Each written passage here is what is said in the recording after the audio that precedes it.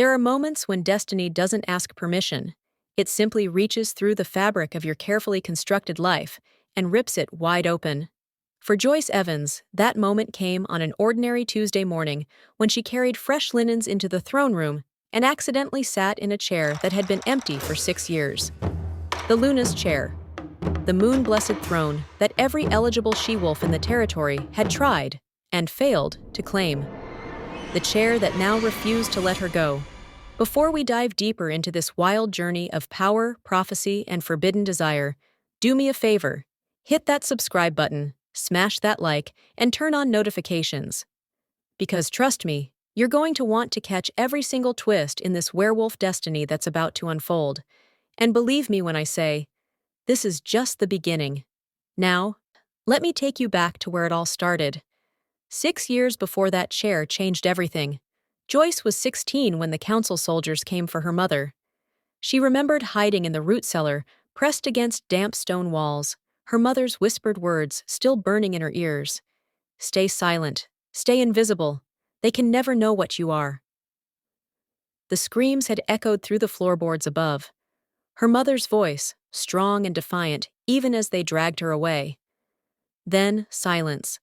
The kind of silence that swallows hope whole and leaves nothing but cold, empty air. Joyce learned 3 things that night. 1. Her bloodline was moon-blessed, marked by ancient magic that threaded through her veins like liquid silver. 2. The council feared that bloodline enough to murder anyone who carried it. 3. Survival meant becoming a ghost in her own skin. So that's exactly what she did. For 6 years, Joyce Evans became invisible. She took a position as a maid in the Ironfang estate, the territory ruled by Alpha King Cale Draven himself. She kept her head down, her eyes lowered, her magic buried so deep inside her chest that sometimes she wondered if she'd imagined it entirely. She scrubbed floors while wolves discussed war strategy above her head. She served meals while the council plotted in hushed, venomous tones. She folded laundry while her mother's killers walked past her, never once seeing the girl they'd orphaned. Invisible, safe, alive, but completely, utterly alone. The Ironfang estate was massive, a sprawling stone fortress that rose from the mountainside like a sleeping beast. Dark towers pierced the sky. Thick walls kept enemies out and secrets in, and at its heart sat the throne room, a cavernous hall lined with ancient pillars carved with runes Joyce couldn't read, but somehow understood in her bones. 2 thrones dominated the dais. The Alpha's throne, occupied every day by Cale Draven, a man carved from winter itself. Cold, brutal, feared by every pack from the northern territories to the southern coast. His reputation preceded him like a storm. Merciless in battle, ruthless in judgment, untouchable in power. And beside it, the Luna's throne. Empty. Silent. Waiting. They said the throne had been crafted by moon witches centuries ago, blessed with magic that could only be awakened by a true Luna. A woman strong enough, worthy enough, destined enough to rule beside an Alpha King. Every eligible she-wolf in the territory had tried to claim it. Daughters of council members, trained warriors, women with impeccable bloodlines and strategic marriages already arranged. One by one, they'd approached the throne with confidence and ambition gleaming in their eyes. One by one, the throne rejected them. It didn't glow, didn't warm, didn't respond. It remained cold, inert stone, beautiful but lifeless, like a promise the moon had forgotten to keep. After 6 years, most wolves had stopped trying. The throne had become a symbol of something lost, something broken. A reminder that even an Alpha King as powerful as Cale Draven couldn't command destiny. Joyce cleaned that throne every morning. She dusted the carved wolf heads on the armrests, polished the silver inlays that traced mysterious patterns across the dark wood, ran her cloth over runes that sometimes seemed to pulse with faint light when she wasn't looking directly at them. She'd learned not to linger too long near it. Something about the throne made her chest ache, a strange, hollow longing she couldn't name and didn't dare examine. So she cleaned quickly, efficiently, invisibly. Until the morning, everything changed. It started like any other day. Joyce woke before dawn in the servants' quarters, a cramped room she shared with 3 other maids. She dressed in her plain gray uniform, braided her dark hair into a tight knot at the base of her neck, and reported to the head housekeeper for her daily assignments. "Throne room," the housekeeper said, without looking up from her ledger. "Fresh linens for the ceremonial banners. Council meeting at noon, so make it quick." Joyce nodded and gathered the heavy linens into her arms. The fabric smelled like lavender and cedar. Expensive, imported, meant to impress visiting dignitaries. The throne room was empty when she arrived. Early morning light filtered through the high windows, casting long shadows across the polished stone floor. The air felt thick, almost expectant, though Joyce couldn't say why. She climbed the ladder to reach the banner hooks, balancing carefully as she worked. The ceremonial banners were massive, deep crimson fabric embroidered with the Iron Fang crest in silver thread. Changing them was tedious work that required focus and steady hands. Joyce was halfway through the second banner when she heard footsteps, heavy boots, multiple sets, council members, judging by the authoritative cadence. Her heart kicked against her ribs. She pressed herself against the ladder, making herself as small as possible. If they saw her, they'd either ignore her completely or snap at her for being in the way. Both outcomes were fine. Both kept her invisible. The footsteps entered the hall and stopped. "Insanity," a man's voice hissed. "He refuses every suitable candidate, every strategic alliance. The throne remains empty, and our enemies grow bolder by the day. Kale is particular." A woman's voice, cold and calculating. "He wants a Luna he can respect, not a decoration." Respect. The first voice again, sharper now. Joyce recognized it. Councilman Callum, her mother's murderer. "We need stability. We need an heir. We need power." A third voice cut in, smooth and venomous. "You need control over an alpha who refuses to be controlled. Admit it, Callum. This isn't about the pack's welfare. It's about your influence." Silence stretched tight. Joyce barely breathed, fingers white-knuckled on the ladder rung. "Watch your tongue, Elder Marcus." "Or what? You'll have me dragged away in the night, like you did with the moon-blessed bloodlines?" Joyce's heart stopped. "Careful," Callum said softly. "Those words sound dangerously close to treason. And your actions look dangerously close to genocide." The air crackled with tension. Joyce could feel the threat of violence hovering just beneath their civil tones, wolves circling each other, waiting for someone to bare their teeth first.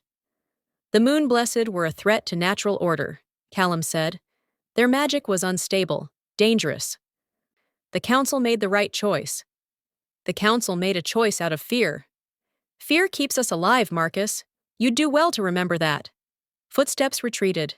Doors slammed. Silence fell again, heavy and oppressive. Joyce stayed frozen on the ladder for a long moment, heart hammering so hard she thought it might crack her ribs. Her hands shook as she finished hanging the last banner. She needed to leave, needed to get out before... Her foot slipped. She yelped, arms windmilling as she fell backward off the ladder. The linens flew from her grip. Time seemed to slow, the floor rushing up to meet her, her breath caught in her throat, her mind screaming. She landed hard, but not on stone. Something soft caught her, something that shouldn't have been there. Joyce gasped, eyes flying open. She was sitting in the Luna's throne. The breath left her lungs. "No, no, no, no!" She scrambled to stand, to get away from the forbidden seat before anyone saw her, before the council returned, before... The throne pulsed. Light erupted from the ancient wood, silver and bright and impossibly warm. Runes Joyce had cleaned 1,000 times suddenly blazed to life, racing across the armrests and up the tall back of the chair. The carvings moved, shifting like living things, wolf heads turning toward her, with eyes that glowed like molten moonlight. Magic flooded her body. Not painful, not violent, welcoming, like coming home after years of wandering in the cold. Joyce tried to stand again. The throne held her gently but firmly, the wood seeming to mold itself to her body. The armrests warmed under her palms. The high back cradled her spine, as if it had been carved specifically for her shape, her height, her presence. "No," she whispered. "Please, this isn't— I'm not."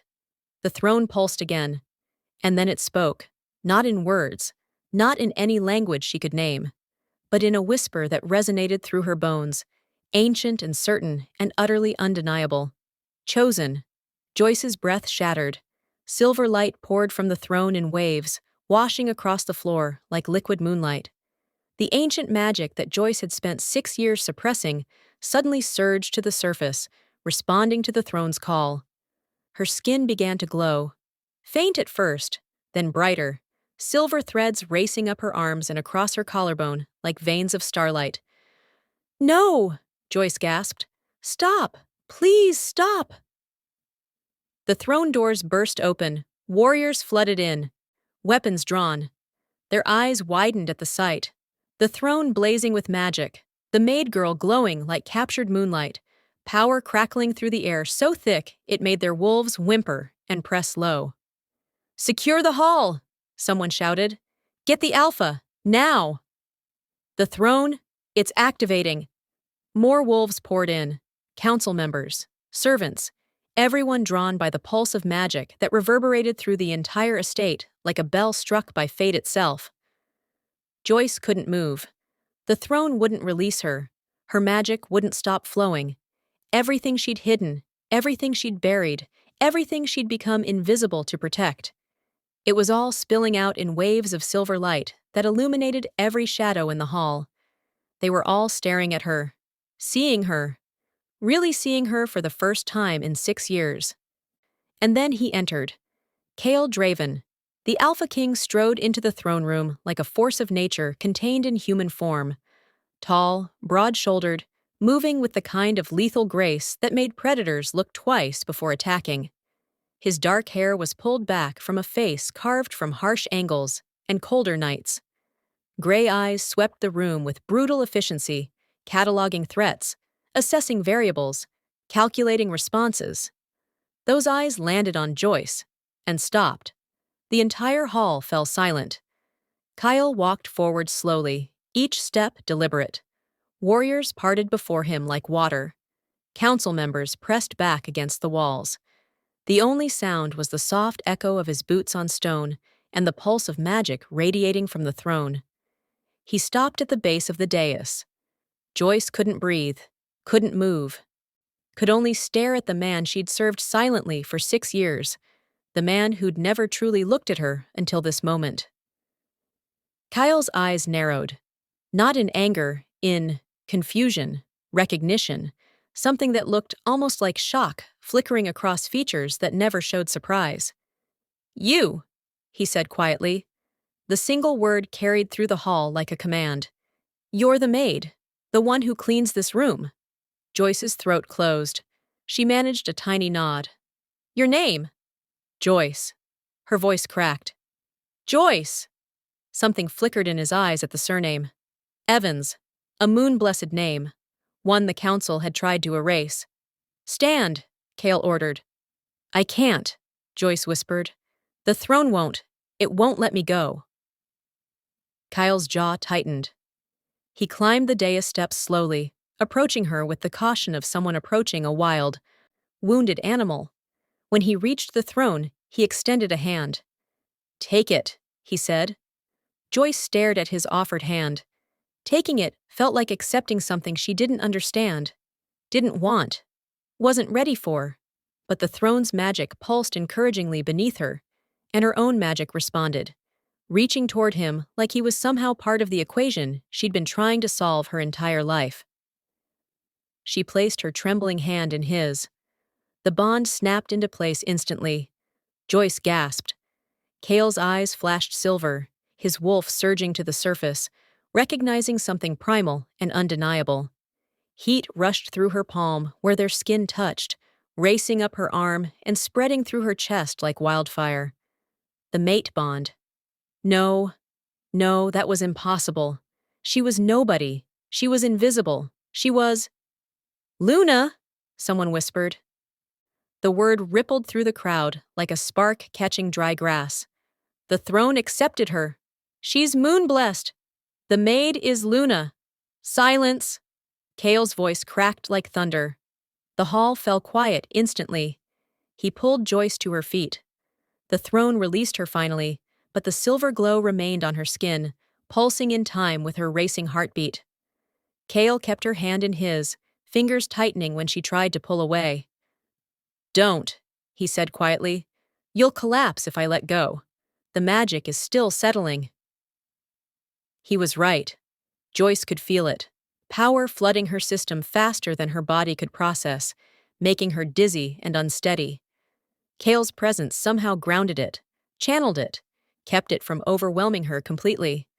She looked up at him, searching his face for any hint of what he was thinking. But Kale Draven was unreadable as always, stone and ice and absolute control. "Councilman Callum," Kale called, without breaking eye contact with Joyce. "Approach." Footsteps, slow, reluctant.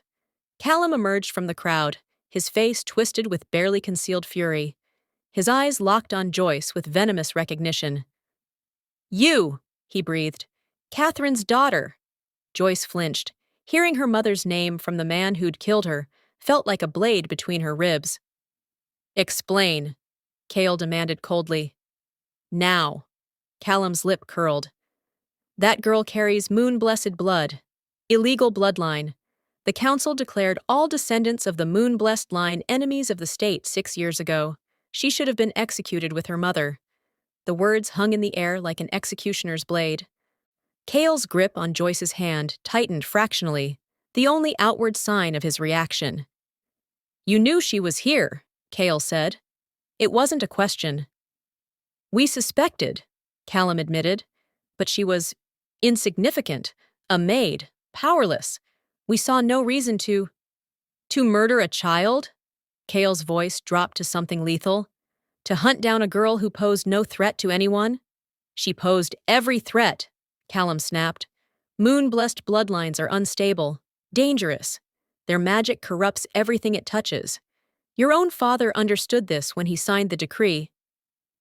"My father is dead," Kale said softly. "And I am Alpha now." Callum's face purpled. "The council has authority in matters of—" "The council," Kale interrupted, "serves at my pleasure. Or have you forgotten that?" Tension crackled through the hall. Warriors shifted, hands moving toward weapons. Council members exchanged worried glances. Everyone could feel it. The moment balanced on a knife's edge between order and chaos. Kale turned back to Joyce. His eyes had returned to their normal gray, but something in them had changed. Softened. Sharpened. She couldn't tell which. "Did you know?" he asked quietly. "What you were?" Joyce nodded slowly. "My mother told me, before they—" She couldn't finish the sentence. "And you hid here, in my estate, for 6 years." "I didn't have anywhere else to go." Something flickered across his face, too fast to read. He released her hand finally, and Joyce immediately felt the loss. The magic inside her swayed dangerously without his anchoring presence. Kyle stepped back, surveying the hall. When he spoke again, his voice carried absolute authority. "The throne has chosen," he announced. "For 6 years, it remained empty. Dozens of she-wolves tried to claim it. Warriors, council daughters, alphas from allied packs. The throne rejected them all." He paused, letting the words sink in. "But today, it chose a maid who never sought power. A girl with moon-blessed blood. Blood this council tried to exterminate." His eyes locked on Callum. "And you ask me to question its choice?" "The throne is ancient magic," Callum protested. "It doesn't understand politics, strategy, pack alliances." "The throne understands destiny," Kale said coldly. "Better than you, better than me, better than anyone in this hall." He climbed the remaining steps of the dais and placed his hand on the back of the Luna's throne. The wood responded instantly, glowing brighter at his touch. Runes flared and settled, as if acknowledging the Alpha's acceptance.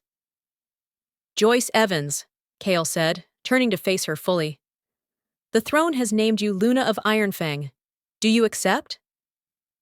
Every eye in the hall locked on her. Joyce's breath trembled. This was insane. Impossible. She was nobody. She didn't know how to lead a pack, didn't know pack politics, didn't know anything except how to clean floors and stay invisible and survive another day without anyone noticing she existed. But the throne had seen something in her, something she'd hidden even from herself. And Kale! She looked at the Alpha King, really looked at him. Cold, dangerous, powerful beyond measure. But in this moment, standing before her, he wasn't commanding. He was asking, offering, waiting for her choice. I don't know how, she whispered. I know, he said simply. But you'll learn. The council will try to kill me. They'll have to kill me first. The words landed between them with the weight of a vow. Joyce's hands shook. Everything in her screamed to refuse, to run, to disappear back into the safety of invisibility. But something else stirred in her chest. Something that had been buried for 6 years under fear and grief and carefully constructed numbness. Her mother's voice echoed in her memory. Stay silent. Stay invisible. But her mother had also said, right before they dragged her away, they fear what we are because we're stronger than they'll ever be. Joyce straightened her spine. The throne pulsed encouragingly behind her. I accept, she said. The words came out stronger than she expected. Clear, certain. The hall erupted. Some wolves howled approval. Others shouted protests. Council members argued furiously. Warriors banged their fists against their chests in the traditional sign of loyalty to Luna. And Kyle's expression didn't change. But his eyes, those cold gray eyes, warmed fractionally, just enough for her to notice. Then sit, he said quietly, and let the pack see their Luna. Joyce turned toward the throne. It glowed like captured moonlight, warm and welcoming. She'd cleaned this throne every morning for 6 years, never once imagining she'd have the right to sit in it, never once daring to dream something so impossible. She sat. The throne responded instantly. The wood seemed to flow around her, adjusting to her frame with impossible precision. The armrests warmed under her palms. The high back supported her spine perfectly. Runes flared to life across every surface, racing up the throne's legs and across the dais floor in intricate patterns that pulsed in time with her heartbeat. Power flooded her, not overwhelming this time, controlled, channeled through the throne's ancient magic into something she could hold without burning. Joyce felt her magic settle into place, still wild, still raw, but contained enough that she could breathe without fear of it exploding outward. The throne whispered again. Chosen. Claimed. Luna. Kale stood beside the throne, one hand resting on the carved back. He looked out at the assembled pack with an expression that made hardened warriors straighten instinctively. Kneel! He commanded. The hall erupted in motion. Warriors dropped to one knee, fists over hearts. Younger wolves bowed their heads in submission. Even the servants, Joyce's fellow maids, who she'd worked beside for 6 years, lowered themselves in respect. The council remained standing. Callum's face was apoplectic with rage. 2 other council members looked equally furious. But the rest looked calculating, weighing options, deciding whether to resist or adapt. I said kneel, Kale repeated, voice dropping to something lethal. One by one, the council members lowered themselves, some reluctantly, some with barely concealed hatred burning in their eyes. But they knelt, all except Callum. I will not bow, he said through gritted teeth, to an abomination. The word echoed through the hall like a slap. Kale's hand tightened on the throne back. Joyce felt his wolf surge beneath his skin, felt the barely restrained violence radiating from him in waves. You will address her as Luna, Kale said softly, or I will remove your tongue. She is not Luna, Callum shouted. She's moon-blessed filth that should have been culled years ago. That throne is corrupted by her presence. Kale moved. One moment, he was beside the throne. The next, he had Callum pinned against a pillar, forearm across the older man's throat, eyes blazing with silver fire as his wolf clawed to the surface. "Choose your next words very carefully," Cale growled, "because they may be your last." Callum choked, face purpling. "The council will never accept—" "The council will accept what I tell them to accept." Cale's voice was barely human now, rough with the wolf's snarl. "Or the council can find new members. Permanently." He released Callum, who crumpled to the floor, gasping. Cale turned back to the dais. His movements controlled, but his eyes still glowing with barely suppressed rage. He climbed the steps and stood beside Joyce's throne, one hand coming to rest on her shoulder. The touch sent electricity racing through her. The mate bond flared bright enough that several wolves in the hall gasped, seeing the visible connection between their alpha and his newly claimed Luna.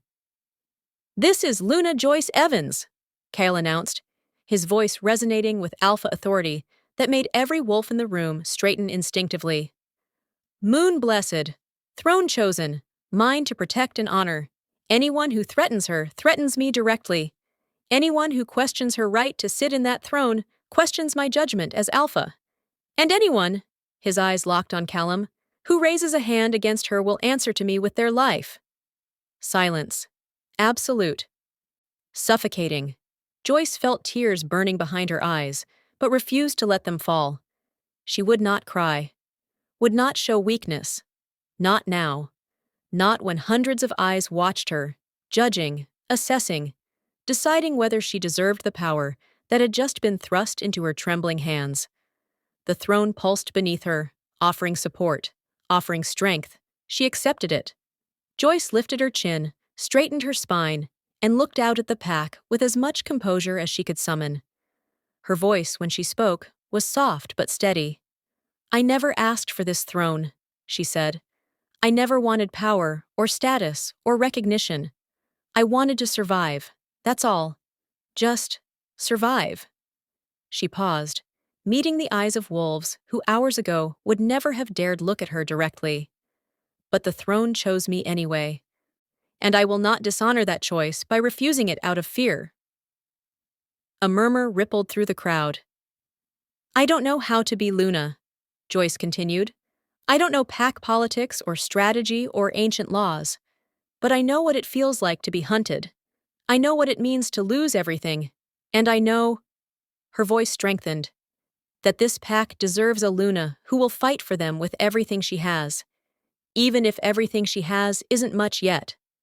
She looked at Kyle. He was watching her with an intensity that made her breath catch. "I will learn," she said quietly, "if you'll teach me." Something passed between them in that moment. Unspoken, powerful, dangerous. The mate bond pulsed once, twice, like a heartbeat trying to synchronize. Kyle inclined his head slowly. A gesture of respect, of acceptance, of something that felt terrifyingly close to approval. "Then we begin now," he said. The council meeting that followed was brutal. Joyce sat in the Luna's throne while Kale commanded from his own seat beside her. Warriors lined the walls. Council members argued in circles, their voices rising and falling in waves of fury and calculation. Callum led the opposition, his face still red from Kale's chokehold. "This violates every precedent, every tradition. The Luna position requires training, preparation, political alliances." "The Luna position requires the throne's acceptance," Cale interrupted coldly. "Which Joyce has. Everything else can be taught." "She's moon-blessed," another council member protested. "That bloodline was declared illegal for good reason. Their magic is unpredictable, dangerous." "My magic," Joyce said quietly, and everyone stopped talking. She hadn't meant to speak, hadn't prepared words, but they came anyway, rising from somewhere deep and fierce inside her chest. "You call my bloodline dangerous," she continued, voice steady despite the trembling in her hands. "But you're the ones who murdered children, who hunted families, who decided that fear was a good enough reason for genocide." She met Callum's eyes directly. You killed my mother because you were afraid of what she represented. What I represent. Power you couldn't control. Callum's face twisted. Your mother was a healer, Joyce finished. She used her magic to cure pack members the doctors had given up on. She helped deliver difficult births. She grew herbs that kept wolves alive through winter fevers. That's what you were so afraid of? Healing? Silence stretched tight. Moon-blessed magic is neutral, Joyce said. Like any power, it's what you do with it that matters.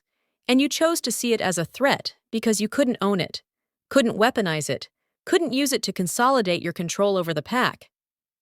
Careful, girl, Callum warned. She's Luna, Kale said softly. Not girl. You'd do well to remember that. Callum's jaw clicked shut. Another council member, Elder Lydia, a woman with silver streaks in her dark hair and calculating eyes, leaned forward. Regardless of bloodline debates, there's a practical issue. Joyce has no training, no education in pack law, pack history, or Luna responsibilities. How can she possibly fulfill the duties required of her position? It was a fair question, asked without venom. Joyce appreciated that. I'll learn quickly, Joyce said. I'm very good at listening and staying invisible. Those skills translate well to observing, understanding, adapting. A few wolves chuckled despite themselves. Elder Lydia's lips twitched. A reasonable answer, but insufficient.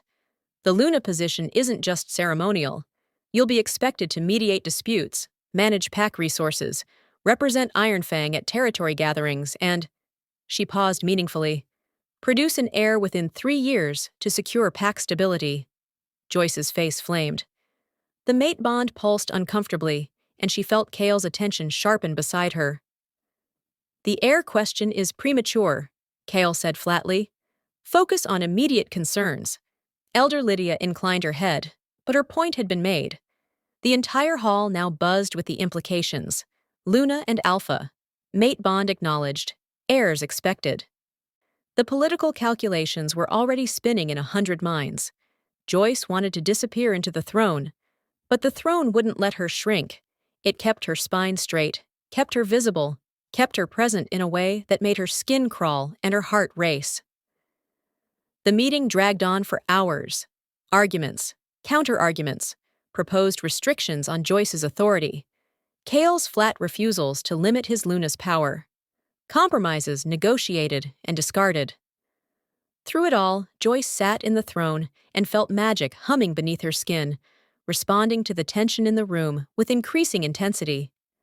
By the time the council finally dismissed, she was exhausted. Kale noticed immediately. The moment the last council member filed out, he turned to her with sharp eyes. "You're pale," he observed. "I'm tired," Joyce admitted. "The magic. It's taking more energy than I expected." He stood and extended his hand. "Come, you need to rest." Joyce hesitated. Taking his hand felt too intimate, too loaded with implications she wasn't ready to examine. But when she tried to stand on her own, her knees buckled. Kyle caught her instantly, one arm around her waist, steadying her against his solid frame. "Stubborn," he muttered. "You'll hurt yourself trying to prove you don't need help." "I don't like being weak," Joyce whispered. "You're not weak." His voice was surprisingly gentle. "You're adapting to power that most wolves train their entire lives to handle. Your body needs time to adjust." He swept her up into his arms before she could protest, one arm under her knees, the other supporting her back. Joyce's breath caught at the sudden proximity. The warmth of his body, the surprising gentleness in how he held her. "I can walk," she protested weakly. "You can barely stand," he corrected. "Stop fighting me." He carried her out of the throne room, through corridors she knew intimately, from 6 years of cleaning them. Warriors they passed immediately lowered their eyes respectfully, no longer seeing her as the invisible maid, but as the Luna cradled in their Alpha's arms. It was surreal, dizzying, terrifying. Kale took her to chambers Joyce had never entered, the Alpha's private wing. He shouldered open a heavy door and carried her into a suite that was surprisingly simple. No ostentation, no excess, just clean lines, dark wood furniture, and a massive bed covered in gray linens. He set her down gently on the bed's edge. "This isn't," Joyce started. "The Luna's chambers are being prepared," Kale said. "They haven't been used in years and need extensive work. You'll stay here until they're ready." Joyce's eyes widened. "Here? In your rooms? Is that a problem?" I... She couldn't articulate why it felt wrong. Dangerous. Too intimate. "The pack will talk. The pack will adjust." He moved to a side table and poured water into a glass. "You're my mate, Joyce." Everyone felt the bond when it snapped into place. There's no scandal in a Luna staying in her alpha's chambers. "Mate." He'd said it so casually, like it was fact, like it wasn't something that changed everything. Joyce accepted the water he offered, grateful for something to do with her shaking hands. You don't have to acknowledge the bond. I won't hold you to something neither of us asked for." Kale's expression darkened. "You think I'd reject you?" "I think you deserve a choice," Joyce said quietly. "You didn't ask for a moon-blessed mate. You didn't ask for any of this." He was quiet for a long moment. Then he knelt before her. This powerful alpha king dropping to his knees so they were eye level. "I've spent 6 years watching she-wolves parade through my hall," he said. "Council daughters, warriors, alphas from allied packs, dozens of women who wanted the Luna position for power, status, political advantage. The throne rejected every single one." His gray eyes held hers. "Do you know why?" Joyce shook her head mutely. "Because the throne knew what I didn't." His hand came up, fingers brushing her cheek so gently it made her breath stutter. "It was waiting for you, Joyce, for a woman who never sought power, who spent 6 years cleaning the very throne meant for her, who survived impossible circumstances with a strength I didn't recognize until today." Tears burned in Joyce's eyes. "I'm nobody." "You're my Luna," he said simply. "That makes you everything." The bond flared between them, warm, insistent, undeniable. Joyce felt it wrapping around her heart like silk threads, binding her to this man in ways that went beyond logic or choice or careful planning. Kale stood, putting necessary distance between them before the moment could spiral into something neither was ready for. "Rest," he ordered gently. "Tomorrow, your real training begins." He moved toward the door. "Kyle," Joyce called softly. He paused, hand on the doorframe, looking back. "Thank you," she whispered. "For not letting them kill me. For everything." Something in his expression softened. "Sleep, Joyce. You're safe now. I'll make sure of it." He left, the door closing with a soft click. Joyce sat on the massive bed, silver magic still glowing faintly beneath her skin, mate bond humming like a second heartbeat in her chest. Safe. She was safe. For the first time in 6 years, she was truly, impossibly safe. The tears came. The tears came then, silent, overwhelming, a release of 6 years of grief and terror and loneliness that she'd kept locked behind walls made of survival instinct and desperate invisibility. Joyce curled into herself on Kale's bed, her body shaking with sobs she'd never allowed herself before. For her mother, for the girl she'd been forced to become. For every moment she'd swallowed her own existence just to see another sunrise. The throne's magic pulsed gently within her, offering comfort in ways she didn't understand but desperately needed. Eventually, exhaustion won. She fell asleep still wearing her gray maid's uniform, silver light fading to a soft shimmer beneath her skin. Joyce woke to the sound of someone moving in the room. Her eyes flew open, panic spiking. Years of hiding had made her a light sleeper, always alert, always ready to run. But it was only Kale, moving quietly near the wardrobe, clearly trying not to wake her. Dawn light filtered through the windows. She'd slept through the entire night. "I'm sorry," Kale said, noticing she was awake. "I didn't mean to disturb you." Joyce sat up. acutely aware that she'd fallen asleep in his bed, in her uniform, probably looking like a disaster. No, I should go. You need your room. The room is yours as much as mine, he said. But there are clothes in the bathing chamber if you want to change. The council is demanding another meeting in 2 hours. Joyce's stomach knotted. Already? They're trying to establish dominance while you're still uncertain. Kale's expression was cold calculation. Standard political maneuvering. They think they can overwhelm you with procedure and precedent. Can they? He turned to look at her fully. Only if you let them. Something in his tone steadied her. She nodded and moved toward the bathing chamber, pausing at the doorway. Kale, what exactly do I need to know? About being Luna? He considered the question seriously. Everything and nothing. The throne chose you for what you are, not what you know. Trust your instincts. The magic will guide you more than any rulebook ever could. That's terrifying advice. His lips quirked, almost a smile. Welcome to leadership. The bathing chamber was larger than the entire servants' quarters Joyce had shared with 3 other maids. Marble floors, a massive copper tub, fresh clothes laid out on a bench. Not a maid's uniform, but a deep blue dress with silver embroidery, clearly meant for Luna. Joyce touched the fabric hesitantly. It was softer than anything she'd ever worn. She bathed quickly, scrubbing away yesterday's chaos, watching silver light shimmer beneath the water whenever her magic stirred.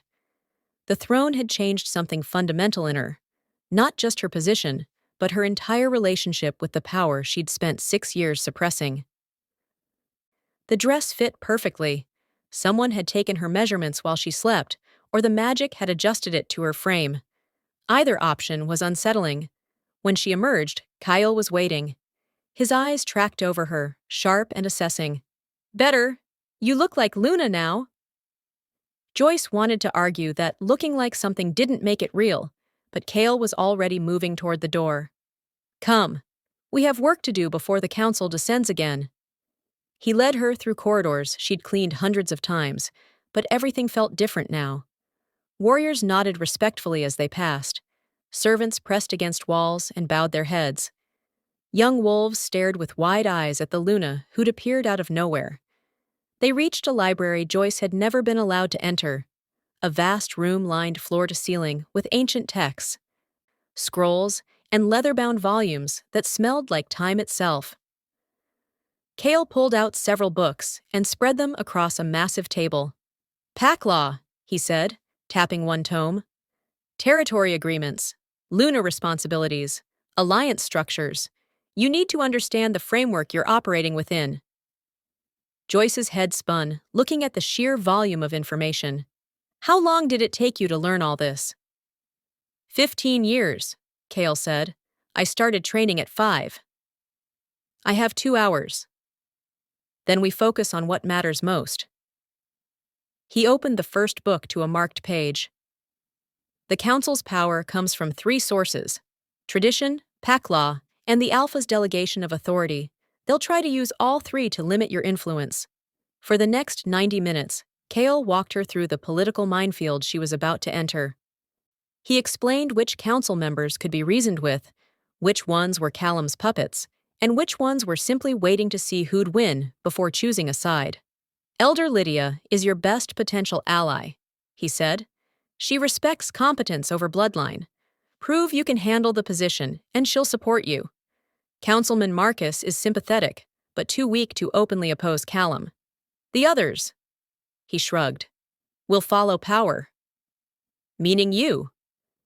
Meaning us, Kale corrected. The throne gave you authority they can't dismiss easily. Use it. Joyce absorbed everything like a sponge, her mind racing.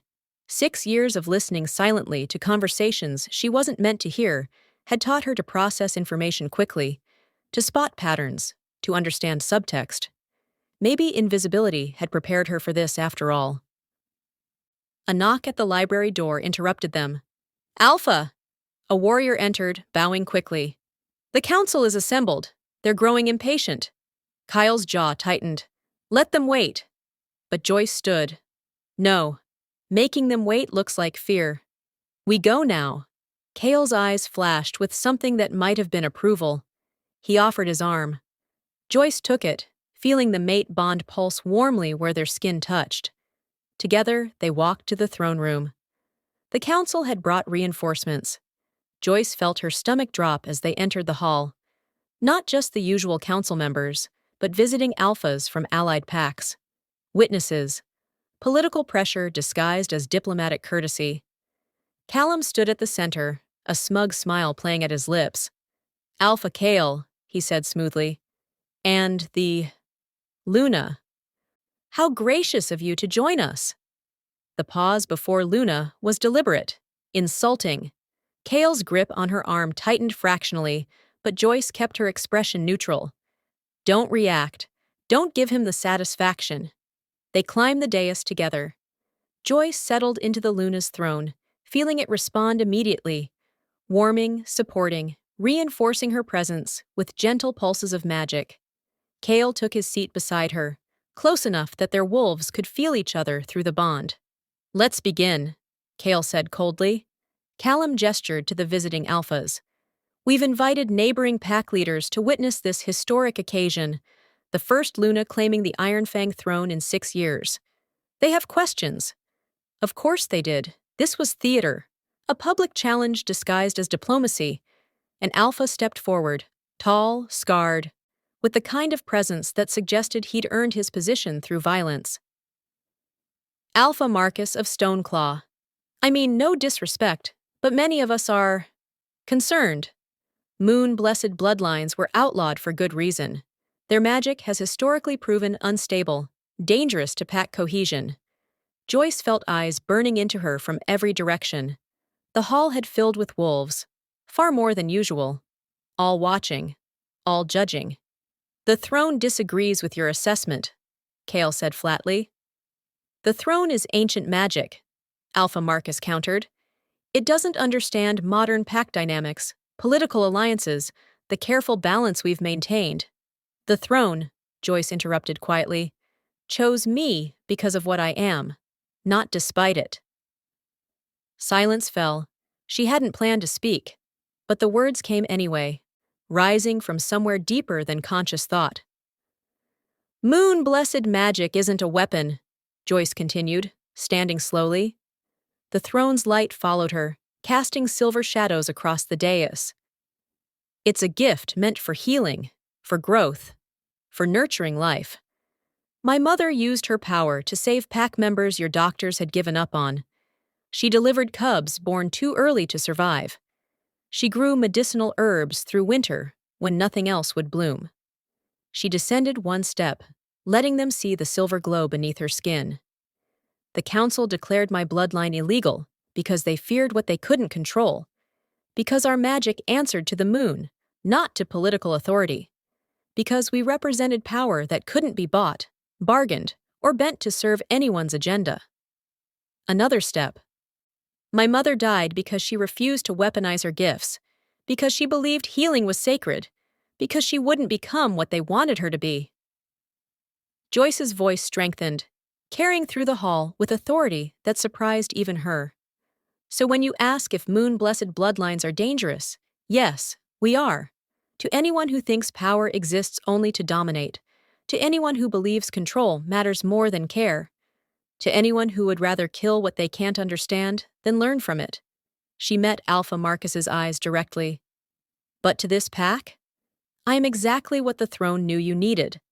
Someone who understands what it means to be powerless. Someone who spent 6 years invisible, watching, learning what true leadership looks like from the shadows. She glanced at Kyle. Someone who doesn't want power for its own sake, but will wield it to protect those who can't protect themselves. The hall was utterly silent. Alpha Marcus studied her for a long moment. Then, slowly, he inclined his head. A fair answer, Luna. I withdraw my objection. A ripple moved through the crowd. Other visiting alphas exchanged glances, recalculating. But Callum wasn't finished. Beautiful words, he said, voice dripping with venom. But words don't change facts. Moon-blessed magic killed 17 wolves 20 years ago, when a Luna lost control during a territorial dispute.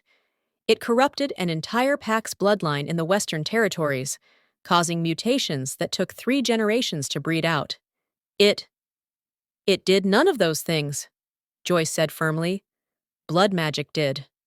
Corrupted sorcery that certain wolves practiced in secret, using moon-blessed names as a cover. My mother documented every case you're referring to. The real culprits were council-sanctioned spellcasters who dabbled in forbidden rituals and blamed moon-blessed wolves when things went wrong. Callum's face purpled. Lies! I have the documents, Joyce said calmly.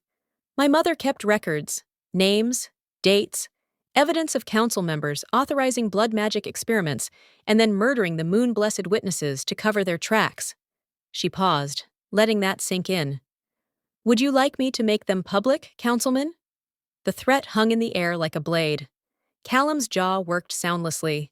Around him, other council members shifted uncomfortably. Several looked genuinely shocked. Clearly not all of them had known about the conspiracy. Elder Lydia leaned forward. Luna Joyce, do such documents actually exist? Joyce hesitated. She didn't actually have them.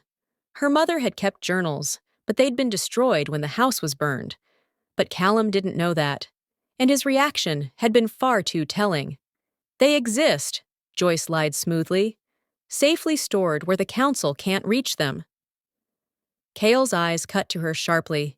He knew she was bluffing, but he didn't contradict her. Instead, his expression hardened into something lethal as he turned toward Callum. Is this true? Cale's voice was dangerously soft. No, she's lying, Callum sputtered. Your reaction suggests otherwise, Elder Lydia observed coolly. You've gone remarkably pale. Callum? Other council members were murmuring now, pieces clicking into place.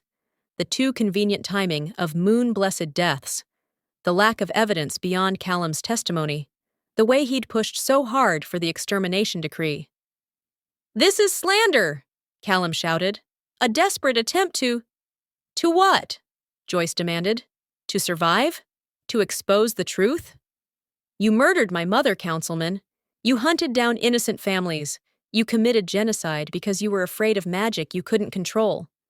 Her voice dropped to something colder than she'd known she was capable of. And now you stand in this hall and call me the dangerous one? The mate bond flared hot and bright as Cale rose from his throne. He descended the steps slowly, each footfall echoing like a death knell. Councilman Callum, Cale said quietly. You are relieved of your position, effective immediately. You will be confined to quarters while these allegations are investigated. If Luna Joyce's documents prove your guilt, his eyes flashed silver, you will answer for your crimes with your life. Warriors moved instantly, flanking Callum. The old man looked wildly around the hall, searching for support, but found only calculating expressions and carefully neutral faces. You can't do this, Callum hissed. The council! Serves at my pleasure, Cale finished. I believe I mentioned that yesterday. Did you think I was bluffing? 2 warriors seized Callum's arms. He struggled briefly, then went limp. Defeated, furious, but smart enough not to fight Alpha Authority directly. As they dragged him from the hall, his eyes locked on Joyce with pure hatred. This isn't over, he mouthed silently. Joyce met his gaze without flinching.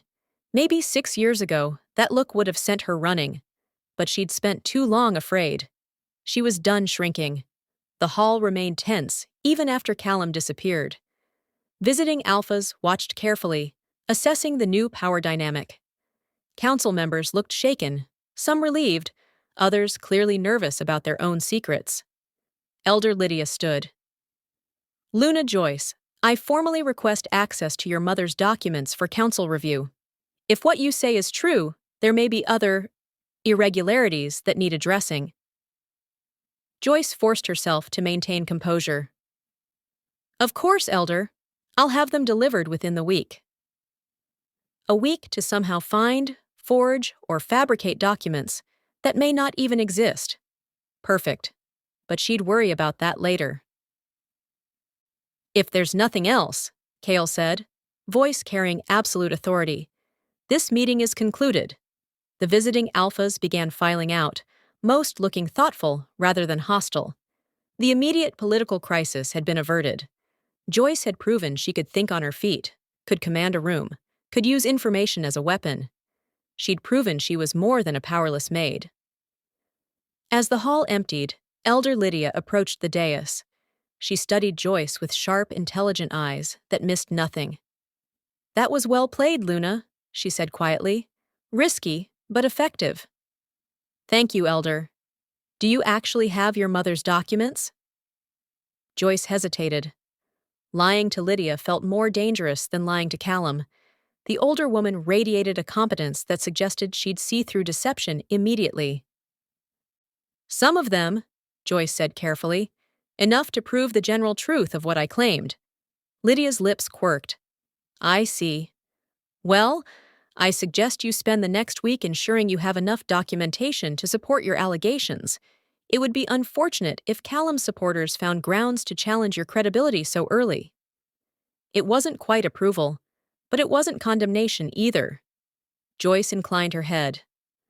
"I appreciate the advice, Elder." "Don't appreciate it too much," Lydia said dryly. "I'm not your ally. I'm the Pack's ally. If you prove incompetent, I'll oppose you as quickly as I'm currently tolerating you. But," she paused, "I believe in giving people a fair chance, especially those who've survived what you have." She left without waiting for a response. Kyle approached Joyce once they were alone. His expression was unreadable. "That was dangerous," he said. "I know. Callum will fight back. He has allies, resources, and nothing left to lose." "I know that too." Kale's eyes searched her face. "Do you actually have any of your mother's documents?" Joyce swallowed hard. "Some. Maybe. I hid a few things before they burned the house. I don't know if they survived, or if they're enough to prove anything." "Then we have a week to find out," Kale said. "And if they don't exist—" "We make them exist," Joyce finished. "My mother kept meticulous records. I remember enough to reconstruct some of them. And if Callum was involved in blood magic experiments, there will be other evidence. We just have to find it." Kale stared at her for a long moment. Then something unexpected happened. He smiled. Not a full smile. Just a slight quirk of his lips that transformed his harsh features into something almost warm. "You're going to be a terrifying Luna," he said. Joyce felt heat rush to her cheeks. "Is that a compliment?" "The highest one I can give." The mate bond pulsed between them, warm, insistent, growing stronger with every moment they spent together. Joyce felt it pulling her toward him, felt the wolf inside her, that she'd never properly acknowledged stretching toward its mate. Kyle felt it too. His eyes darkened, pupils dilating slightly as he caught her scent. Magic and moonlight, and something uniquely Joyce. "We should go," he said, voice rougher than before. "You need to eat and rest. Using that much magic takes a toll." He was right. Joyce felt exhaustion creeping through her bones, the adrenaline from the confrontation finally fading. But she also felt something else. Satisfaction. She'd stood in front of hostile alphas and a murderous council and held her ground. She'd used information as a weapon, had outmaneuvered Callum, had proven she was more than the powerless maid they'd dismissed. For the first time since sitting in that throne, Joyce felt like maybe, just maybe, she could actually do this. The next several days blurred together in a chaos of learning, training, and desperate searching. Kale assigned her a personal guard, 2 warriors named Thea and Marcus, who took their duties with deadly seriousness. Everywhere Joyce went, they followed like shadows, scanning for threats, assessing every wolf who came within 10 feet of their new Luna.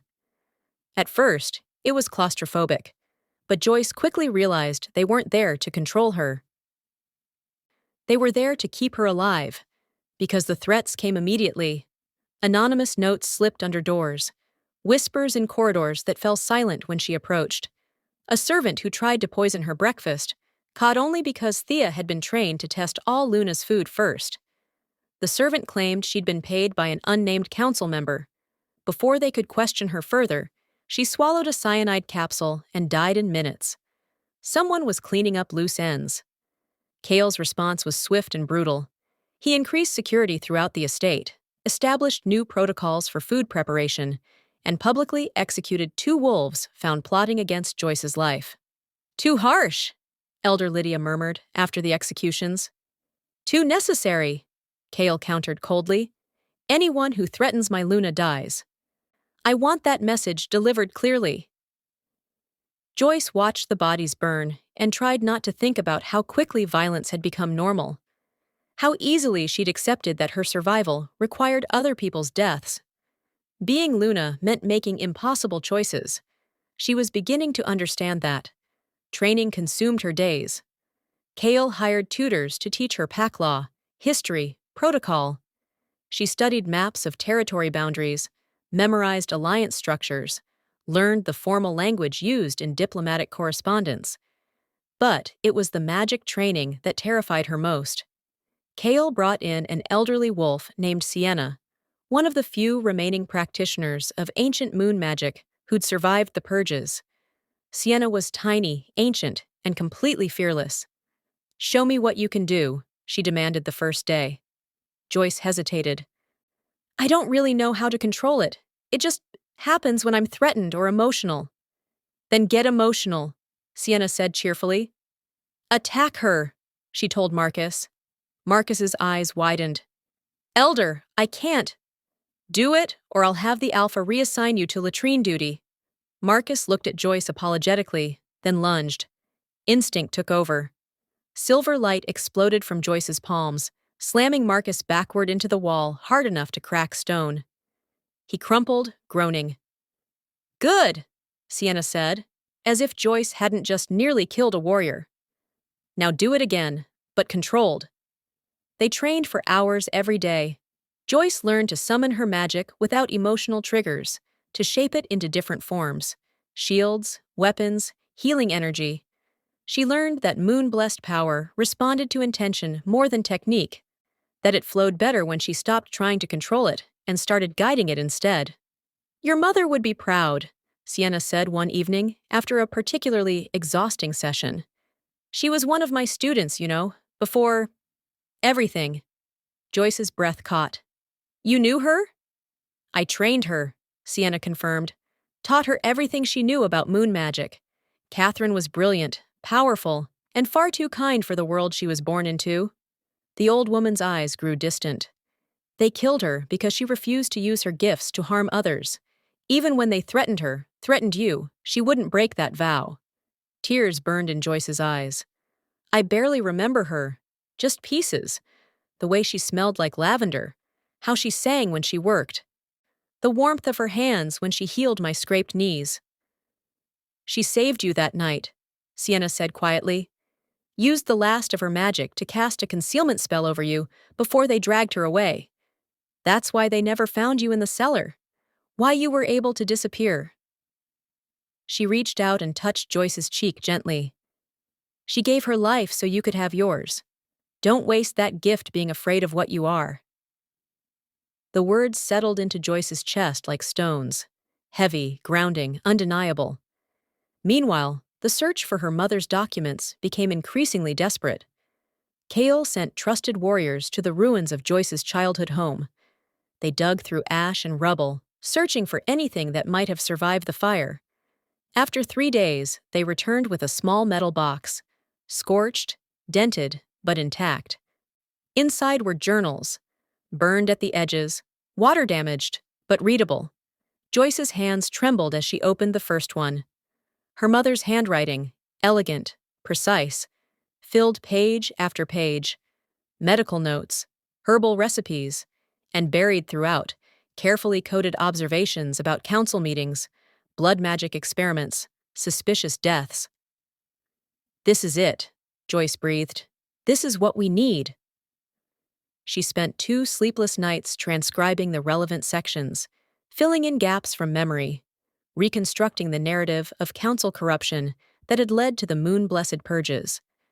When she finally presented the compiled evidence to Elder Lydia, The older woman read in grim silence. "This is damning," Lydia said finally.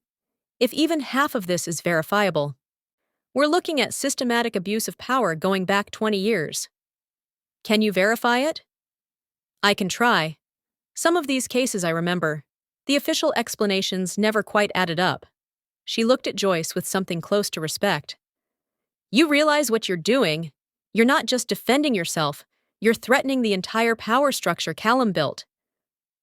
"Good," Joyce said. "That power structure murdered my mother." Lydia's lips twitched. "You remind me of her. Catherine had that same fire, that same refusal to accept injustice quietly." She stood. "I'll begin cross-referencing these claims with PAC records. It will take time, but if your mother's evidence is solid, Callum won't be the only council member facing consequences." After she left, Joyce sagged against the desk, exhaustion crashing over her in waves. Strong hands caught her shoulders, Kael appearing silently, as he often did. "You should rest," he said. "Can't. Too much to do. You're no good to anyone if you collapse." "I'm fine." "Joyce." The way he said her name made her breath catch. "You've barely slept in 3 days. You're pale, shaking, pushing yourself past reasonable limits. This is important. So is surviving long enough to see it through." His hands tightened fractionally on her shoulders. "You're not alone in this. Let me carry some of the weight." Joyce turned to face him. They were close, closer than was strictly proper. The mate bond hummed between them, warm and insistent. "Why?" she whispered. "Why do you care so much?" Kael's expression softened, a rare vulnerability breaking through his usual control. "Because you're mine," he said quietly. "My mate. My Luna. My responsibility." He paused. "And because I'm starting to realize you're also something I didn't expect." "What's that?" "Someone I actually want." The words landed between them like a confession. Joyce's breath stuttered. The bond flared bright and hot, responding to the admission. Kael's hand came up slowly, giving her time to pull away. When she didn't, he cupped her cheek gently. His thumb brushed across her cheekbone, a touch so tender it made her heart ache. "I've watched wolves parade through my hall for 6 years, he murmured. "Beautiful, accomplished, strategically perfect. And I felt nothing, no connection, no interest, just cold assessment of political advantages." His gray eyes held hers. "Then you sat in that throne, and everything shifted. The bond snapped into place, and suddenly I could feel you. Your fear. Your strength. Your impossible resilience. And I thought, this is what I've been waiting for without knowing I was waiting." Joyce couldn't breathe, couldn't think, could only stare at this powerful man who was looking at her like she was something precious. "I don't know how to be what you need," she whispered. "You already are," he said. He leaned down slowly, telegraphing the movement, giving her every chance to refuse. Joyce's heart hammered wildly. She should pull away, should maintain distance, should remember that mate bonds didn't guarantee love, just biology. But she didn't want to pull away. So she didn't. Kael's lips brushed hers, soft, tentative, a question more than a demand. Joyce inhaled sharply at the contact, magic flaring beneath her skin in response to his touch. The bond surged, pulling them closer, deeper, into something that felt inevitable and terrifying and absolutely right. The kiss deepened. Kael's hand slid into her hair, cradling the back of her head as he explored her mouth with devastating gentleness. Joyce's hands came up to grip his shoulders, steadying herself as the world tilted sideways. Heat rushed through her, not just physical, but something deeper. The mate bond strengthening, solidifying, becoming something unbreakable. When they finally pulled apart, both were breathing hard. "That was," Joyce started. "Overdue," Kael finished roughly. His forehead rested against hers, their breaths mingling. "I've wanted to do that since the moment you sat in that throne." Joyce laughed breathlessly. "That was 3 days ago." "Longest 3 days of my life." The admission made something warm bloom in her chest. She pulled back just enough to see his face. His eyes were still dark with desire, his wolf clearly riding close to the surface. "We should probably slow down," she said reluctantly. "Everything is happening so fast. The throne, the council, the bond. I can barely process it all." Kale nodded slowly, though his hands didn't leave her waist. "Whatever pace you need, I can wait." "Can you?"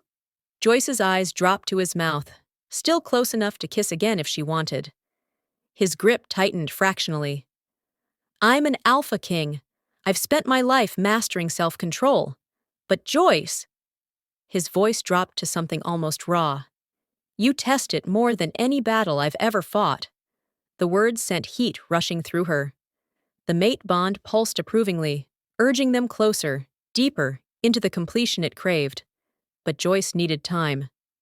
Needed space to figure out who she was outside of fear and survival before adding romance to the chaos. She stepped back. Kale let her go immediately, though his eyes tracked her with hungry precision. "Thank you," Joyce said, "for understanding." "Thank you for not running," Kale countered. "Most wolves would have. Hell, most wolves would have rejected the throne entirely, rather than face what you're facing." "Maybe I'm just too stubborn to run." His lips quirked. "I'm counting on it." A knock interrupted the moment, Marcus entering with a deep bow. "Alpha! Luna! Elder Lydia requests your presence in the council chamber. She says it's urgent." Kale's expression shifted instantly from mate to alpha. All business, calculating, ready for whatever crisis had erupted now. "Come," he said to Joyce. "Let's see what fresh hell awaits." Together, they walked to the council chamber, guards falling into step behind them. Joyce's lips still tingled from the kiss. Her heart still raced from the confession. But she forced herself to focus. Being Luna meant putting the pack first. Even when her heart wanted to explore the impossible, beautiful thing growing between her and the Alpha King who'd claimed her as his own. They entered the council chamber to find Elder Lydia standing over a spread of documents. Her expression was grim. "We have a problem," she said without preamble. "A big one." Kale moved to the table. "Show me." Lydia pointed to several pages of Joyce's mother's journals. "These experiments Callum authorized, the blood magic research, he wasn't working alone. He had partners, council members from 3 other territories. And according to these notes, they didn't stop when the moon-blessed purges ended." Joyce felt cold dread settling into her stomach. "What do you mean they didn't stop?" Lydia met her eyes. "They've been continuing the experiments in secret, using kidnapped wolves as test subjects, trying to artificially create moon-blessed abilities in their own bloodlines." She paused.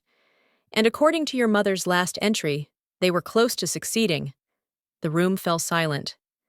"If they've figured out how to replicate moon-blessed magic," Kale said slowly, his voice deadly calm, "they won't just be a threat to Joyce, they'll be a threat to every pack in the territories." "Worse," Lydia said. "They'll have the power to challenge Alpha authority directly, to create their own power structure outside traditional pack hierarchy." Joyce's hands clenched into fists. "Do we know where they're conducting these experiments?" "Your mother had suspicions, but never confirmed locations. She was killed before she could gather concrete proof." Lydia looked at Joyce with something like sympathy. "I think that's why they murdered her.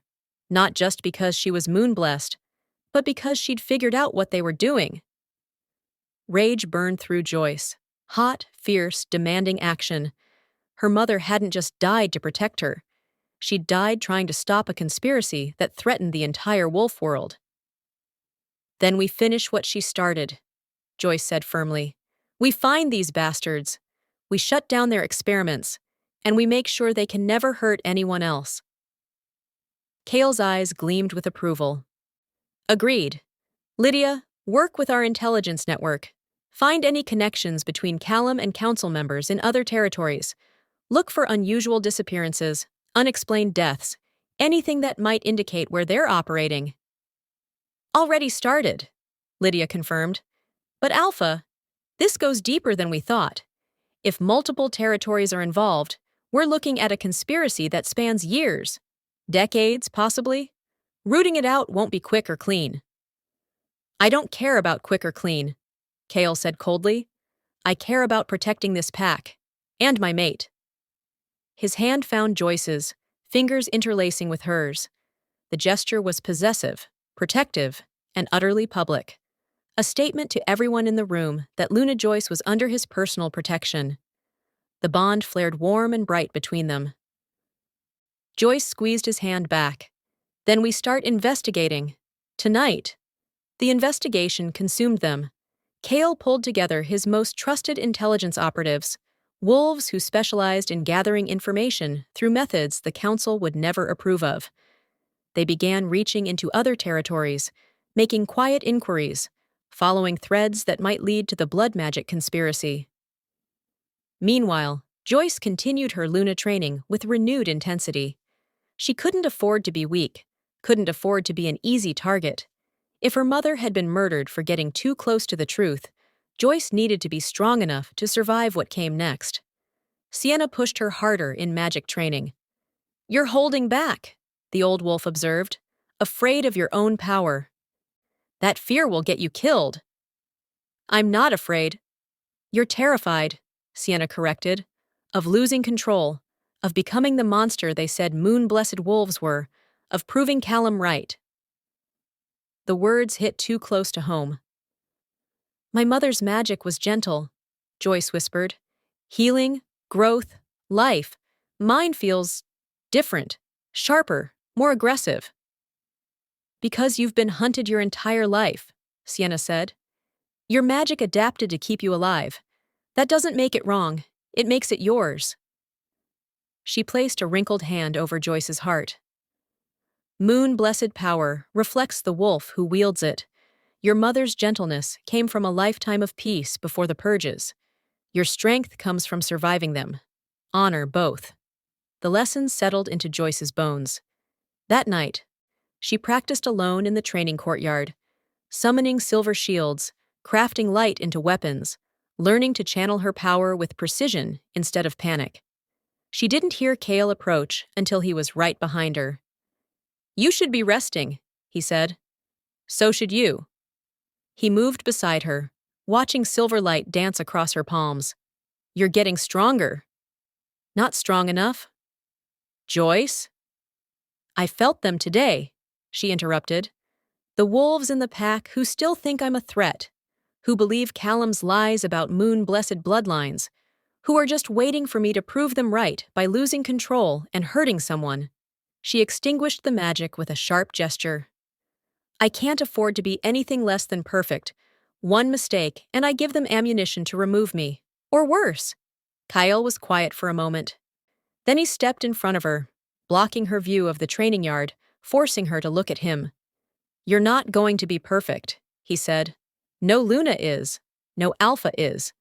I've made mistakes that cost lives, decisions I regret, moments where I failed the pack."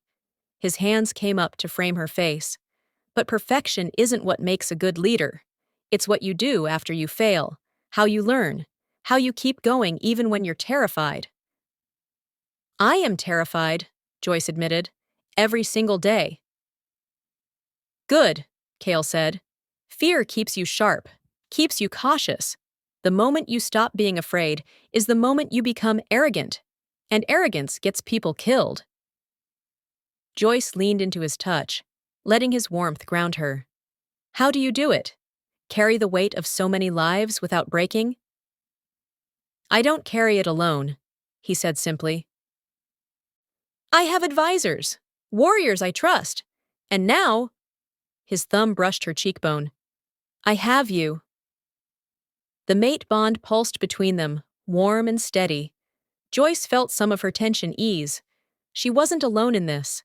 She had Kale, had allies, had a throne that chose her for reasons she was only beginning to understand. "Show me something," Kale said suddenly. "What?" "Your magic. Show me what you can really do when you're not holding back." Joyce hesitated. "I don't want to hurt you." His eyes gleamed. "You won't." Trust yourself, Joyce. She took a breath, then another. Then she stopped thinking and just let go.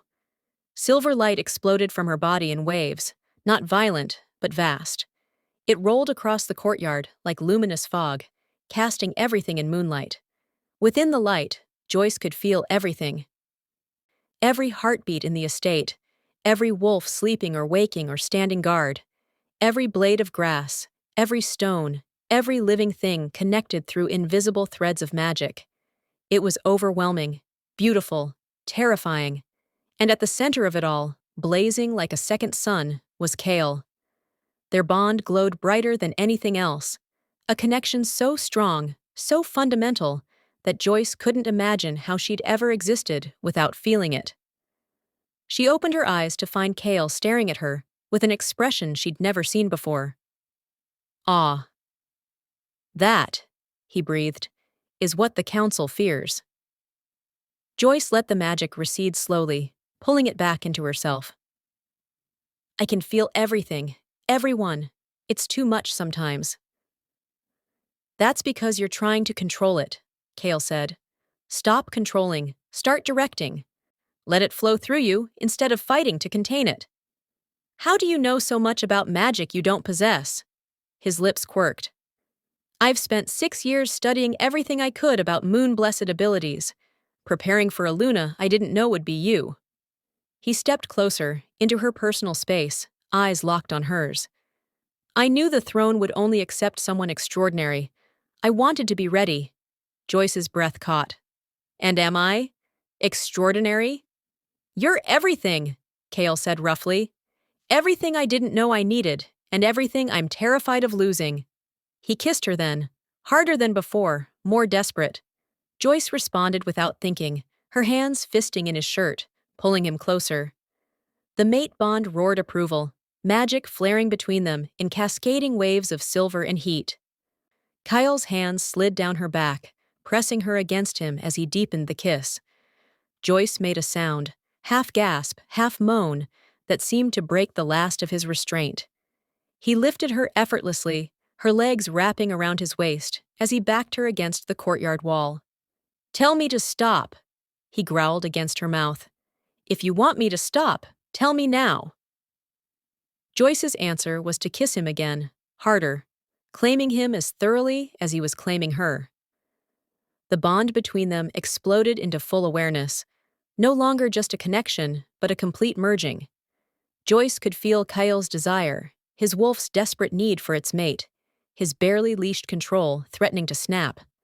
And beneath it all, something tender and fierce that felt dangerously close to love. Not here, Kale managed, voice strained. Not against a wall like... Then take me inside, Joyce interrupted breathlessly. Take me to your room, our room, whatever. Just don't stop touching me. A growl rumbled through his chest. Pure wolf, pure want. He carried her swiftly across the courtyard, moving with preternatural speed through corridors, past startled guards who had the good sense to avert their eyes. He shouldered into his chambers, their chambers, and kicked the door closed behind them. Joyce found herself on the massive bed, Kale hovering over her, eyes blazing silver as his wolf surged just beneath his skin. Last chance, he said roughly. Once we complete this bond, there's no going back. You'll be mine completely, and I'll be yours. I'm already yours, Joyce whispered. The throne knew it before we did. Something in his expression cracked, that iron control finally breaking under the weight of everything they'd both been holding back. He kissed her again, slower this time, thorough, worshipful, as if memorizing every taste and texture. His hands mapped her body with reverent care, stripping away clothing piece by piece until Joyce lay bare beneath him. She should have felt vulnerable, exposed, but all she felt was powerful, this alpha king trembling above her, undone by wanting her. Beautiful, Kale murmured against her throat. Perfect, mine. Yours, Joyce agreed breathlessly. The mate bond guided them through the rest. Ancient instinct older than memory, older than conscious thought.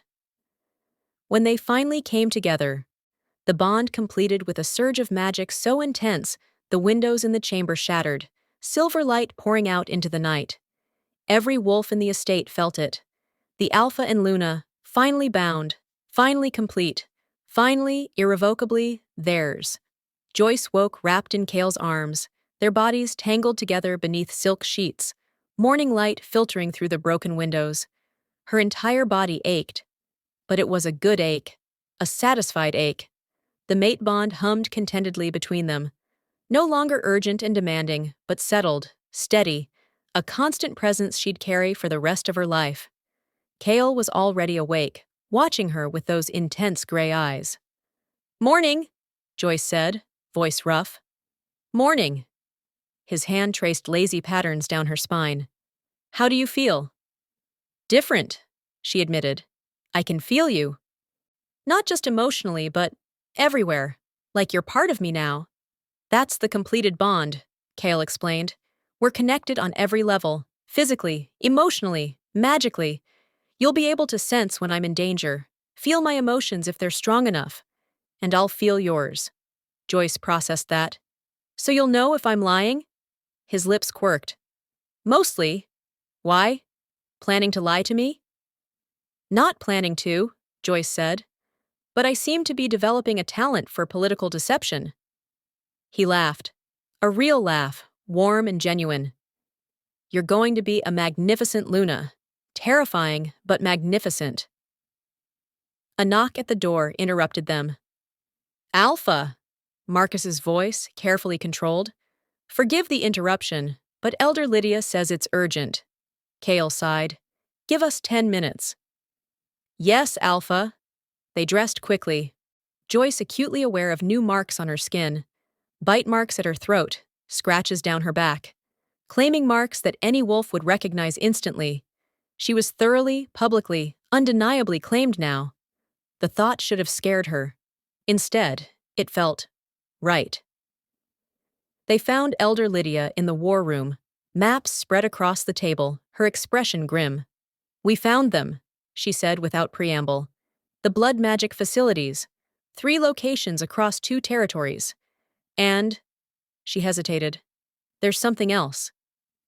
"Show me," Kyle commanded. Lydia pointed to marks on the map. "Here, here, and here. Underground facilities, heavily guarded. Our scouts counted at least 30 wolves at each location. But that's not the worst part." She pulled out a document. "We intercepted communications between Callum and his allies. They know Joyce has her mother's journals. They know we're investigating, and they're planning to accelerate their timeline." "Timeline for what?" Joyce asked. "For whatever they've been working toward all these years." Lydia met her eyes. "They're planning an attack, not just on you, Joyce, on the entire Ironfang territory. They want to eliminate you, destabilize Kale's authority, and install their own puppet Alpha, who'll look the other way while they continue their experiments." Cold dread settled into Joyce's stomach. "When?" 3 days, Lydia said. "During the full moon gathering, when allied packs will be here for the ceremony, formally acknowledging you as Luna. They're counting on the chaos to cover their attack." Kale's hand found Joyce's, squeezing once. "Then we have 3 days to prepare." "We should cancel the ceremony," Joyce said immediately, "if they're targeting that specific event." "No," Kale said firmly. "Canceling looks like fear, like we're hiding, like they've already won." His eyes burned with cold fury. "We hold the ceremony as planned, but we turn their trap against them." Elder Lydia's lips curved into a sharp smile. "I was hoping you'd say that." The next 3 days were a controlled hurricane. Kale mobilized every warrior in the territory. He sent messages to allied alphas, carefully worded to warn without revealing too much. He positioned scouts around all approaches to the estate, set traps, established fallback positions, prepared for war while maintaining the appearance of a peaceful ceremony. Joyce trained with Sienna from dawn until dusk, pushing her magic to its absolute limits. If fighting was coming, she needed to be ready, needed to be able to protect herself and the pack. "You're strong enough now," Sienna said on the final day. "Strong enough to make your mother proud." strong enough to survive what's coming. She gripped Joyce's shoulders. But remember, strength isn't just about power. It's about knowing when to use it and when to hold back. Your mother understood that. So must you. Joyce nodded, though her stomach churned with anxiety. That evening, allied alphas began arriving for the ceremony. Some Joyce recognized from previous council meetings. Others were new, powerful wolves from distant territories who'd traveled days to witness the first Luna claiming the Ironfang throne in 6 years. Alpha Marcus of Stoneclaw approached her during the welcome feast. Luna Joyce, I wanted to apologize for my earlier skepticism. The strength you've shown these past weeks has been impressive. Thank you, Alpha Marcus, Joyce said carefully. I also wanted to warn you, he continued, voice dropping. There are whispers. Some of the visiting alphas have been approached by council members offering alliances against you and Kyle. I don't know details, but thought you should know. Joyce's blood ran cold. Do you know which alphas? Not yet, but I'm watching, and I'm not the only one. He leaned closer. You have more allies than you think, Luna. Not all of us believe the lies about moon-blessed bloodlines. He walked away before Joyce could respond. She found Kale immediately, pulling him into a private corner. We have a problem. Marcus says visiting alphas are being approached about alliances against us. Kale's jaw tightened. I suspected as much. Callum has had 3 days to work from confinement. His allies are making moves. He cupped her face gently. The ceremony is tomorrow night. Can you hold it together until then? Do I have a choice? There's always a choice, Kale said. We could run, disappear, start over somewhere they'd never find us. Joyce stared at him. You'd give up your territory, your pack, everything you've built? To keep you safe? His eyes burned into hers. Without hesitation, the words hit her like a physical blow. This powerful Alpha King, feared throughout the territories, was offering to throw away everything for her. No, Joyce said firmly. We don't run. We fight. Together. Kyle's expression softened with something that looked like relief. I was hoping you'd say that. He kissed her, quick, fierce, a promise sealed between them. Tomorrow night, they'll come for us, he said, and we'll be ready. The ceremony was beautiful. The throne room had been transformed, moonflowers draped from pillars, silver candles flickering everywhere, the ancient thrones polished until they gleamed. Hundreds of wolves filled the hall. Allied alphas sat in places of honor. Council members who'd proven loyal flanked Elder Lydia. Even the servants had been given prominent positions to witness their former maid's ascension. Joyce wore a dress of deep midnight blue that seemed to capture starlight in its folds. Silver thread traced moon phases across the bodice. Her hair hung loose down her back in dark waves. Simple, elegant, powerful. Kale stood beside her in formal alpha regalia, black leather and dark steel, every inch the warrior king. Together, they approached the thrones. The hall fell silent. Elder Lydia stepped forward to conduct the ceremony. We gather under the full moon to witness the formal bonding of Alpha Kale Draven and Luna Joyce Evans. The throne has chosen. The mate bond is complete. It remains only for the pack to acknowledge what destiny has already decided. She turned to Joyce.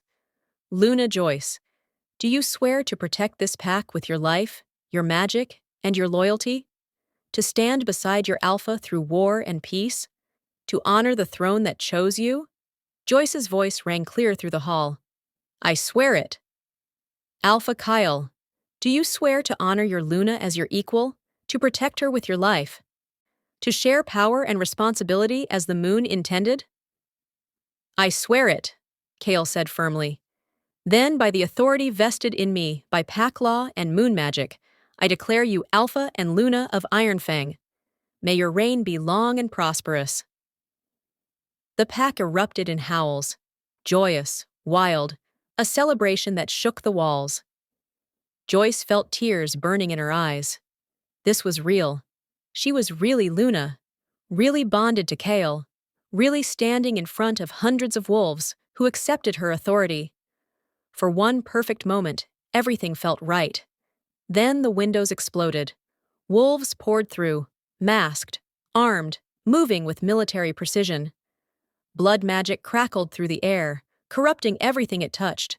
Screams replaced howls as civilians ran for cover, and warriors rushed forward. The attack had begun. Joyce's magic surged instinctively, silver shields forming around the nearest civilians. Kale shifted partially, claws extending, eyes blazing wolf-bright as he tore into the first attackers. "Protect the Luna!" someone roared. Warriors surrounded Joyce immediately, forming a defensive circle, but she pushed through them, magic crackling at her fingertips. "No," she said firmly, "we fight together." She unleashed her power in a wide arc, silver light slamming into a group of attackers, throwing them backward with bone-breaking force. Around her, loyal wolves fought with desperate intensity, trying to push back the invasion. But there were too many. And then Joyce saw him. Callum, walking through the chaos with terrible calm, blood magic swirling around his hands in crimson spirals. He'd escaped confinement somehow, and he looked utterly, terrifyingly confident. "Hello, little moon-blessed," he called over the sounds of battle. "Did you really think you could win?" Kale moved to intercept, but Callum raised a hand. Blood magic wrapped around the alpha, freezing him in place. Callum tisked. "This is between me and the abomination. You'll get your turn." Joyce's heart hammered. She could feel Kale struggling against the spell, could feel his wolf roaring with fury. But the blood magic held. She was alone. "Let him go," Joyce demanded. "Make me," Callum challenged. "Show me that legendary moon-blessed power. Prove you're not just a scared little girl playing at being Luna." Joyce's magic surged, responding to her anger. Silver light blazed around her, brighter than before, hot enough that wolves nearby stumbled back. "You murdered my mother," Joyce said, voice shaking. "You hunted innocent families. You experimented on helpless wolves. You destroyed lives out of fear and greed." She stepped forward. "And you think I'm the monster?" Callum laughed. "Oh, little girl, I don't think you're a monster. I know you are. Just like your mother. Just like every moon-blessed who ever lived. Your power is corruption itself, and I'm going to cut it out of you before it infects anyone else." He attacked. Blood magic screamed toward her in twisting spirals. Joyce raised her shields instinctively, silver light meeting crimson corruption in an explosion that shattered nearby pillars. The force of it threw Joyce backward. She hit the dais steps hard, pain exploding through her ribs. "Joyce!" Kale's roar of fury rattled the walls. She forced herself up, blood trickling from her lip. Around her, the battle raged. Warriors fell, civilians cowered. Her pack, her people, were dying because of her. No, not because of her, because of him. Joyce's magic changed, not silver anymore, pure white, blazing, furious, the full power of her moon-blessed heritage rising to meet the threat. "Enough," she said. The word carried power that made reality itself shudder. The fighting stopped. Every wolf in the hall froze as magic rolled off Joyce in waves that were impossible to ignore. Even Callum staggered, his blood magic flickering under the onslaught of pure lunar power. "I am Joyce Evans," she said, voice resonating with authority that was no longer just hers. It was the throne's, the moon's, her mother's legacy. "Daughter of Catherine, moon-blessed, Luna of Ironfang, and I am done being afraid of what I am." She raised both hands. Magic gathered, not destructive, not violent, but absolute. It wrapped around every thread of blood magic in the hall, every corrupted spell, every twisted enchantment. And then, with a gesture, she unraveled them all. Callum screamed as his power was stripped away. The attacking wolves collapsed, their blood magic bindings severed. The corruption that had fueled their assault simply stopped. Kale broke free of his paralysis instantly. He surged toward Callum, shifting fully, massive black wolf form tearing across the hall. but Joyce raised a hand. No, she said. Kale skidded to a stop, staring at her with wolf eyes that blazed with protective fury. Joyce walked toward Callum slowly. The old wolf was on his knees, powerless, broken, staring up at her with genuine fear for the first time. My mother taught me something, Joyce said quietly. Moon-blessed magic isn't about destruction. It's about balance, about healing, about choosing life even when death seems easier. She stood over him, magic still glowing bright enough to illuminate the entire hall. So I'm going to choose something different than what you chose for her. You'll kill me, Callum whispered. No, Joyce said. I'm going to let you live, without power, without influence, without the ability to ever hurt anyone again. Her magic wrapped around him, sealing every pathway through which he could access blood magic. You'll spend the rest of your life ordinary, powerless, invisible, just like you tried to make me. She turned away from him, looked out at the hall, at wolves staring at her with awe and fear and respect. The blood magic conspiracy ends tonight, she announced. Every facility will be raided, every conspirator brought to justice, and moon-blessed magic, her voice strengthened, will never again be outlawed in these territories. My bloodline will be honored, protected, given the respect it deserves. Anyone who objects can take it up with me directly. Silence. Then, slowly, wolves began to bow. First the warriors, then the civilians, then the visiting alphas who'd witnessed a display of power unlike anything they'd ever seen. Even Elder Lydia lowered her head. Luna, she said simply. Joyce climbed the dais on trembling legs. The throne glowed in welcome. She sat, feeling the ancient magic settle around her like an embrace. Kale shifted back to human form, moving to stand beside her throne. His eyes held fierce pride. You're Luna, he said to the hall, stronger than her enemies, kinder than they deserved, and mine. The possessive claim made Joyce's heart skip. The mate bond flared bright and warm between them. Around the hall, wolves howled approval. The ceremony was ruined. The hall was destroyed. Bodies needed tending. Prisoners needed securing. There was so much work ahead. But in that moment, sitting in her throne with her mate beside her, Joyce felt something she hadn't experienced since childhood. Peace. She looked at Kyle. He met her gaze, and something passed between them. Understanding, partnership, love that hadn't needed words to grow.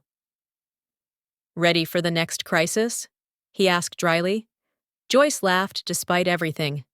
Always. What's a Luna without constant chaos? Bored. Probably.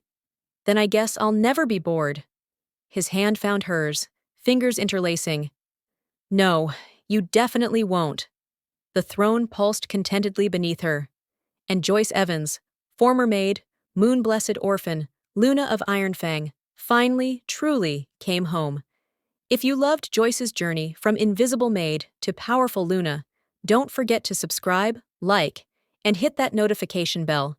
Share this story with your werewolf romance-loving friends, and let me know in the comments, what would you have done in Joyce's position? Would you have shown Callum mercy? Drop your thoughts below, and stay tuned for more shifter stories that will make your heart race and your soul soar.